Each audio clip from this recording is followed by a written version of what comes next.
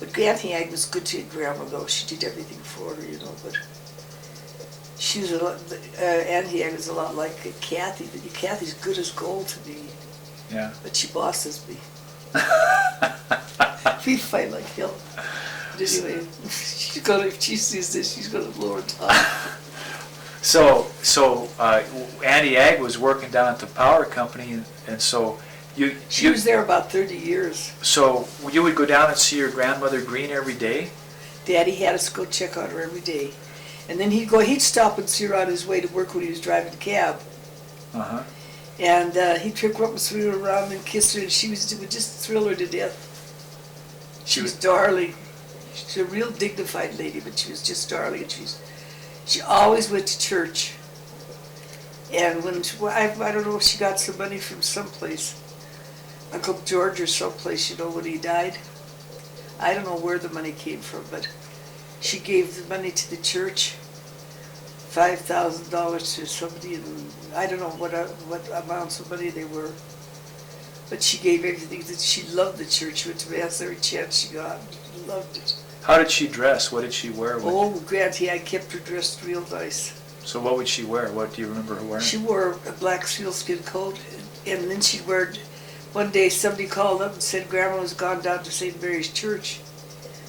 And she had on, it was a real hot summer day, and she had on a sealskin coat. Margaret Glynn called up and told Daddy that she might not be feeling good or something because she saw her go down with that fur coat on. So, is this interesting enough? Oh yeah, and how would she wear her hair, and what did she wear for a blouse? Oh, she always had her hair, she just had her hair just done so. She used hairpins to put it in, and then the whole front of it was all real pretty, kind of like a cloud on the top of her head. And then she wore it back in a ponytail, not a ponytail, what do you call those things? A what? Bun. Like a bun, you know, in the back. French roll. And she was just darling. She was a beautiful woman. Did she wear any jewelry? She lived to be about 98. Did she wear any jewelry? But she said that hard knocks made you strong. And what kind of hard knocks did she have in her life? What kind did she have? She was a widow. Her son was killed in her. And another son died, and then her husband was killed in the mine. Thought he was scalded to death. Was it him that was scalded to death? John, yeah. And then what happened to her? She always called him my man John. What happened to her son George? Uncle George went to service, and he was in the hospital in Sheridan, Wyoming. And from the service? Yeah. Daddy couldn't go because Daddy had one of his eyes wasn't good. I don't know which eye. I think it was his left eye wasn't too good.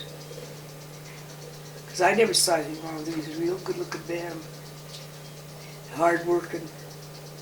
He worked awful hard. He had such hands that had just gnarled hands, working hard. Daddy did. Real strong hands. I always look at his hands. What did you remember? And that's one of the things I liked about Jack. He had beautiful hands. Do you remember the time he got... But the most I liked about Jack was the fact that he was so concerned about other people, you know, and feeling sorry. And he was emotional. He was very emotional. He could sit and watch a show and cry his eyes out. And then when he started stealing the licorice, he couldn't stand licorice. And when he tried to get off smoking, the licorice, or the snooze or whatever it is, tasted like licorice, so he would eat the licorice. He didn't have the snooze. Unless I got that backwards. That sounds right. Yeah, that's right. And then I told your father was smoking Tiparillos and everything else. Smoking he said he smoked since I haven't drank him when he was about 9 years old. Dad did? That's what he said. I don't know. Well, how did you meet Dad? He never really, he met me out at the 9 Mile Miners Picnic. And he liked me, and he asked me if he'd come to the house, and I told him no. And then Pat Ward said, could I come up? And I said, yes, you can come, but he can't. He's too conceited. Or something like that, because he walked with cooking his heels when he walked, and he had the hat on the back of his head. And he had a whole board in the front of it being a big shot. The hat was worn out in front, and he just wore it on the back of his head. And he was real little, but he was real cute. And So he let Pat. he was always seemed to be a young boy to me.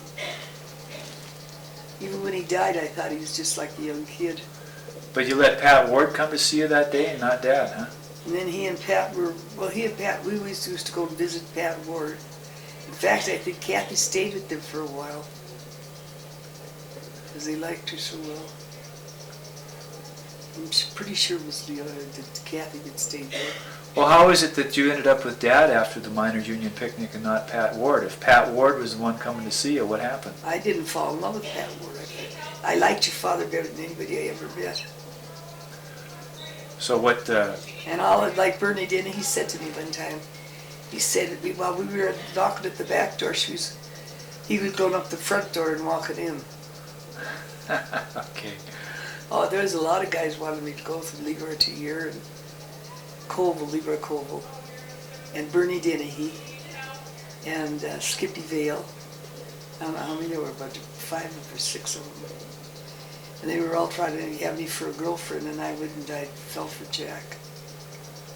And Daddy used to ball us out. He had a car too.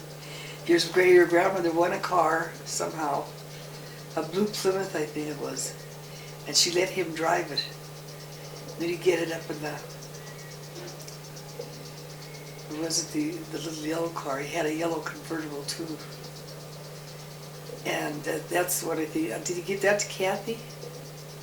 No, I don't think so. I can't remember. No. Anyway, we had a dog, and the dog used to sit on the back of the car, and its hair would blow in the breeze. You know, the dog acted like it was owning the car. We had a lot of fun though. And your father, we didn't have very much money. He made very little money on the highway patrol. He was a highway patrolman for 24 years. And we never missed a vacation. We always went camping or something every summer. Because he loved to take us all, go places. And one time we got that remember that mail truck we had? And Jack was trying to you always tell us where we were going. Everybody know where we were going. And so he was going to take a whole joke on you kids. You were in the back of the truck. And he drove all over, zigzagged all over the place.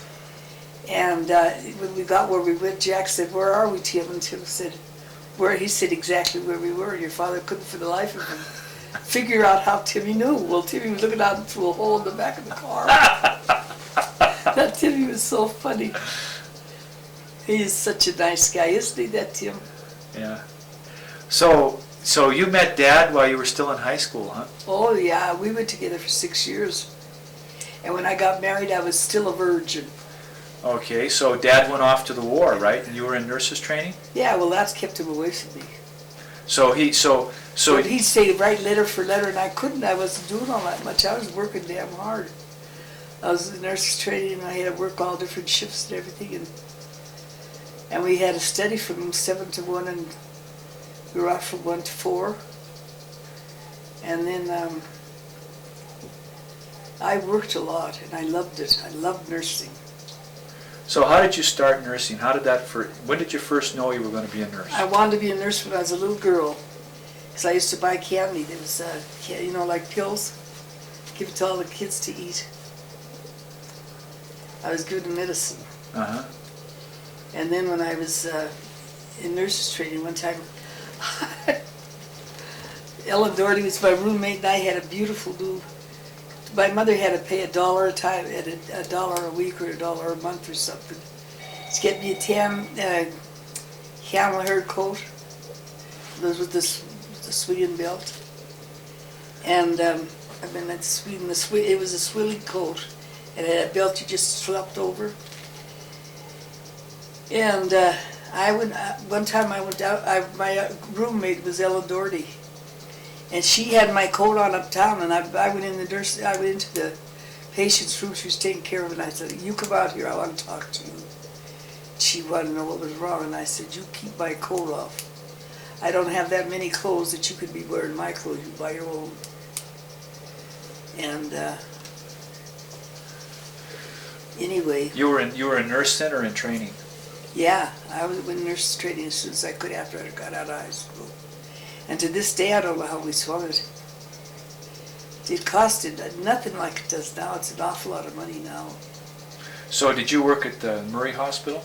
I worked as a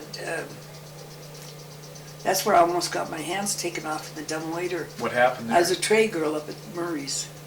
Before that, I worked till as soon as they let you go to work, I went to work. And I loved it because I wanted to see what nurses did. So what happened when you almost lost your hands? Oh, I was put the trays on the dumbwaiter, and I put them in the dumbwaiter, and some jerk downstairs pulled the cord, pulled the cable, and my hands got stuck in it. And I couldn't hardly get them out, but I pulled real hard, and I finally got them out. But I had to wear, my hands were wrapped for a while. What else did you do at the Murray Hospital? That's it. I just had to pass out trays. Is that when you decided you liked doing that stuff? Oh yeah, and I wanted to see.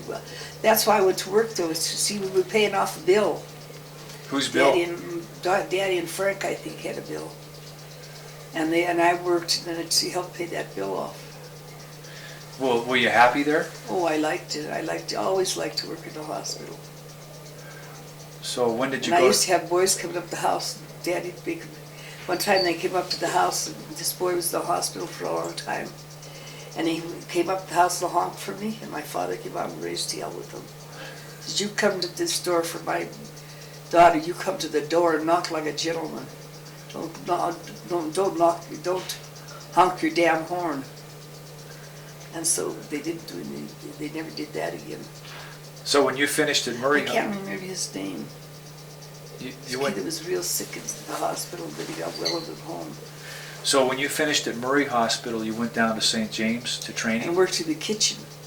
Waited on the priests and nuns in the dining room. at St. James.